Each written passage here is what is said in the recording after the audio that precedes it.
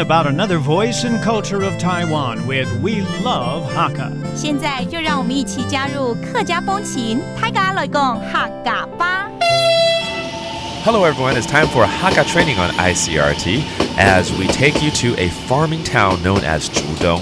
To get there, all you gotta do is take the Taiwan Rail to the Neiwan line and get off of Zhudong.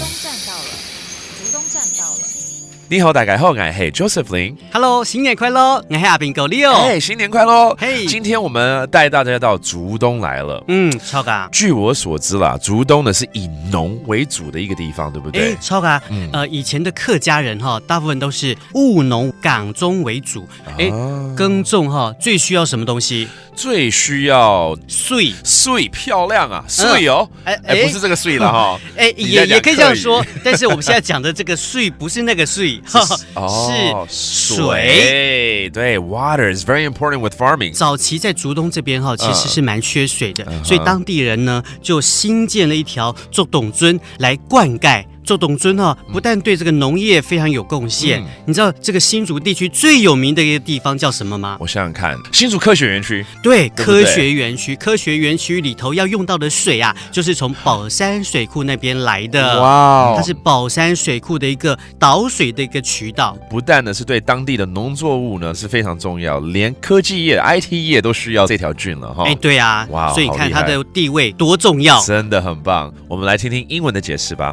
Most Hakka people were farmers and lived in areas with insufficient rainfall. One early solution they had was to carve out pools to store water. The topography around Zhudong makes it impossible to get enough water to irrigate the fields. So in 1926, a local aristocrat named Lin Chun-xiu started the plans for building a canal which would become today's Zhudong Canal.The construction didn't go smoothly, but the workers' Hakka spirit and unwavering determination helped them to get the job done.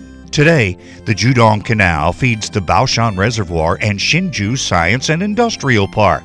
Now let's teach you how to say some of these terms in Hakka. 我们来教大家刚刚提到的几个单字哦。用客语来讲，像是水啦 ，water。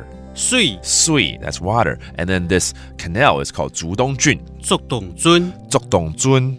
And finally, 这个水带来的就是要给这些农田可以灌溉嘛，哈，灌溉叫做标水。OK 也是有水这个字在里面，很好记嘛，哈，就灌水一样的道理了哈。That's to irrigate. All right, now you know. And thank you for listening to this edition of Hakka Training. 什么台嘎？俺只say 张来了。客家风情由客家委员会监制。 We Love Hakka has been brought to you by the Hakka Affairs Council.